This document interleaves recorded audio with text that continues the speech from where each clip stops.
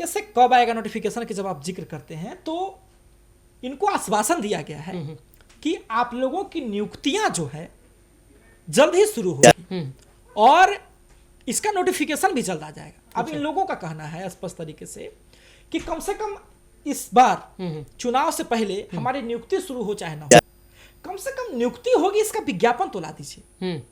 विज्ञापन ला दीजिएगा तो संतोष रहेगा, संतुष्टि रहेगा। लेकिन सब इन लोगों को आश्वासन दिया गया।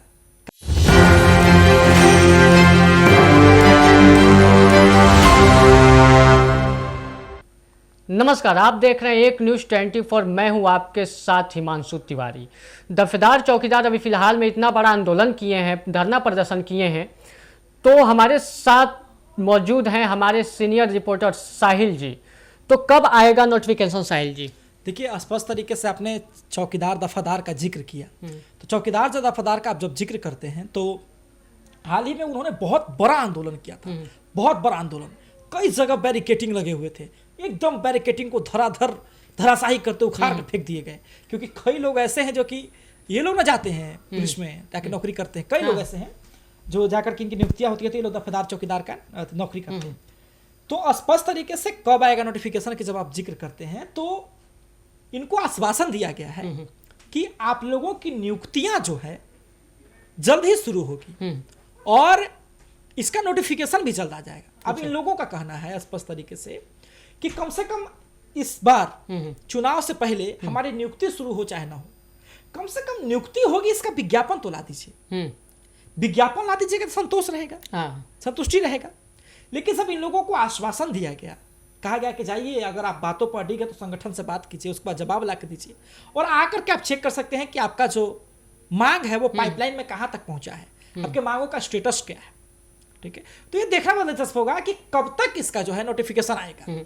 समझे? और अरुण भारती, लखिंदर पासवान की तरह होम कमिश्नर भी तो नहीं झूठे हो जाएंगे? हाँ, देखिए, आपने जिक्र किया लखिंदर पासवान और अरुण भारती की, और आपने जिक्र किया होम कमिश्नर साहब का। अगर संगठन की आप मानते हैं, दफेदार चौकीदार का जो संगठन है, उन संगठन के बड़े नेताओं का कहना है कि होम कमिश्नर से हमारी मुलाकात हुई, उन्होंने कहा कि आपकी मांगों को हम सुनेंगे, आश्वासन भी दिया, शर्त भी रखी और शर्त को ले जाकर के संगठन के लोगों ने बाकी लोगों से बातचीत किया, फिर दोबारा सौंपा और कहा कि ठीक है, हमारी मांगों का आप आगे बढ़ाइए। आपने जिक्र किया जमुई सांसद अरुण भारती जी का, चिराग जी के जीजा जी हैं, चिराग पासवान जी के, और आपने जिक्र किया लखिंदर पासवान का। देखिए ना, जब चौकीदार दफादार की नियुक्ति होती है ना, तो सबसे पिछड़ी अति पिछड़ी जातियों का जो है सबसे अधिक महत्व उसमें दिया जाता है और स्पष्ट तरीके से पासवान जाति का सबसे अधिक होता है।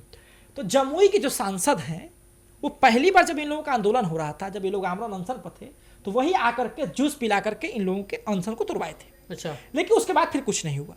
उन्होंने कहा कि आपकी लड़ाई को मैं सड़क से सदन तक लड़ूंगा, जीजा हो या साले हो, यानी कि चिराग जी हो चाहे अरुण भारती जी हो, दोनों को दोनों उस सदन तक पहुंच गए। अच्छा।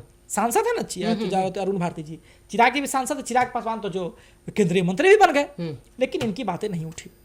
दोबारा जब ये लोग अनशन पे उतरे तो फिर जाकर के भाजपा के विधायक लखिंदर पासवान इनका अनशन तुड़वा दिए और अनशन तुड़वा करके दोबारा भी कुछ मामला नहीं होता, फिर ये लोग सड़कों पर उतर गए। मतलब दो बार अनशन तोड़ाया गया? दो बार अनशन तोड़ा, दोनों बार ठगे गए ये लोग, दोनों बार अनशन टूटा और दोनों बार ये लोग ठगे गए। और तीसरा आश्वासन इनको होम कमिश्नर जी ने दिया है, और होम कमिश्नर जी ने जब दिया है तो इनकी बातों में कितनी सच्चाई है ये तो नोटिफिकेशन ही बता देगा। अब जो है आचार संहिता लगने में ज्यादा दिन नहीं बचा है, और आचार संहिता से पहले नोटिफिकेशन कब आता है इसका भी लोगों को इंतजार रहेगा। तो आपको क्या लगता है कब तक आएगा नोटिफिकेशन? देखिए, कब तक आएगा नोटिफिकेशन और अब आगे इनकी क्या मांगे है, सवाल ये है कि अब तक इनका ही मांग है, जो भी मांग पहले लोग अडिग है। पहले तो ये लोग कह रहे थे अध्यादेश पास करवा के पहले जैसा नियुक्ति करवाइए, लेकिन बाद में कहेगा कि अध्यादेश पास करना बहुत ही मुश्किल है, बहुत सारी चीजें हैं। तो अब होम कमिश्नर जी ने कहा है कि हम देंगे, क्योंकि ये मामला जो है ये गृह विभाग का है और गृह विभाग नीतीश कुमार जी के पास है। और होम कमिश्नर से जब मुलाकात हुई, उन्होंने आश्वासन दिया, तो पहले तो कुछ दिन तक शांत रह के उनका अपना स्टेटस चेक करना चाहिए कि हमारी बातें कहां तक पहुंची, हमारा मामला कहां तक पहुंचा, और जब फिर ना हो तो उसके बाद फिर से लोग आंदोलन करेंगे। आंदोलन सफल बनाने में कौन से नेता का हाथ रहा? देखिए, स्पष्ट तरीके से आप नेता की अगर बात करते हैं तो मैं कहूंगा कि राजनीतिक में से तो किसी नेता ने नहीं करवाया। अच्छा। राजनीति में से किसी नेता ने इनके आंदोलन को सफल नहीं कराया। आंदोलन सफल हुआ है तो दफेदार चौकीदार संघ के लोग जिन्होंने इस इतने बड़े संगठन को समेट करके पटना की सड़कों पर उतारा, और उसके बाद अपने आंदोलन को मंगवाया। आप एक बात समझ लीजिए कि एक चना कभी भी बाहर नहीं फूटता, समझे। और कभी भी अगर प्राइम मिनिस्टर हमारे देश के हैं तो उन्होंने अलग अलग विभाग बनाए, अलग अलग डिपार्टमेंट्स बनाए, अलग अलग मंत्रालय बनाया और सब लोगों से काम करवाया। और अगर आप बात करते हैं दफेदार चौकीदार का आंदोलन सफल होने में, तो उसमें उन लोगों का हाथ है जो लोग इस संगठन को सींच रहे हैं, जो लोग संगठन का साथ दे रहे हैं। कई बार सवाल संगठन पर भी उठे, कई बार सवाल नेताओं पर भी उठे, कई लोगों ने तो कई तरह के आरोप भी लगा दिए। तो स्पष्ट तरीके से कि जिन लोगों ने आरोप सहा, जिन लोगों पे मतलब कि आरोप लगाए गए, तो वही उनको वही इस सफल आंदोलन के क्रांतिकारी बन सकते हैं, है ना। जिन लोगों पर आरोप लगा, जो लोग आरोप सही, वही सफल आंदोलन के क्रांतिकारी बन सकते हैं, दफेदार चौकीदार के नेता बन सकते हैं। दफेदार चौकीदार के वो सब लोग जो कि पटना के सड़कों पर उतरते थे, अपना सर्वस्व देने को तैयार थे, उन लोगों को श्रेय जाता है। कोई भी राजनीतिक नेताओं का समर्थन इन लोगों को नहीं रहा। एक लास्ट सवाल रहेगा साहिल जी आपसे, कॉन्ट्रैक्ट या परमानेंट? देखिए, परमानेंट तो अभी नहीं कह सकते हैं, क्योंकि जो पहले नियुक्ति होती थी उस नियुक्ति को हाईकोर्ट ने रोक लगाया था। हाईकोर्ट ने रोक लगाया, कहा किस प्रकार से नियुक्ति नहीं हो सकता है। उसके बाद मामला सुप्रीम कोर्ट में गया। अब संगठन के लोगों का कहना है कि मामला प्रक्रियाधीन है, कई सूत्रों से जो खबरें आई, सुप्रीम कोर्ट ने कहा कि हम हाईकोर्ट के बातों पर ठीक है। तो सुप्रीम कोर्ट तो इनको ले गया था, ले बैठा था।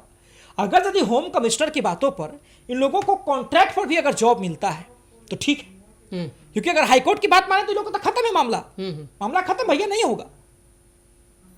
तो अगर इनको होम कमिश्नर ने आश्वासन दिया, यदि सरकार इनको कॉन्ट्रैक्ट पर ही करवा देती है, तो कम से कम इनकी जो खानदानी नौकरी है पुरुषों से आ रही है, ठीक है, वो बची तो रहेगी ना। चौकीदारी इनकी बची तो रहेगी ना, बिल्कुल। चौकीदार दफादार बचे तो रहेंगे ना। आप मान लीजिए कि हो सकता है कि लोगों को कॉन्ट्रैक्ट पर रखा जाए और बहुत सारी चीजें बाद में जाकर बदल भी जाती है, तो ये देखना बहुत दिलचस्प होगा। अगर माने संगठन की, तो जो कॉन्ट्रैक्ट मिल रहा, कहा था ना कि भूखे पेट भजन ना होए गोपाल, जो जब मिल रहा है वो मिल लेना चाहिए। Something is better than nothing. कुछ न मिलने से कुछ मिल जाना बहुत अच्छा होता है। बिल्कुल, देखना बड़ा दिलचस्प होगा दफेदार चौकीदार का क्या नोटिफिकेशन आता है। और तब तक के लिए हमारे साथ बने रहें एक न्यूज़ 24। हमारे साथ सहयोगी हैं हमारे सीनियर रिपोर्टर साहिल कुमार। धन्यवाद।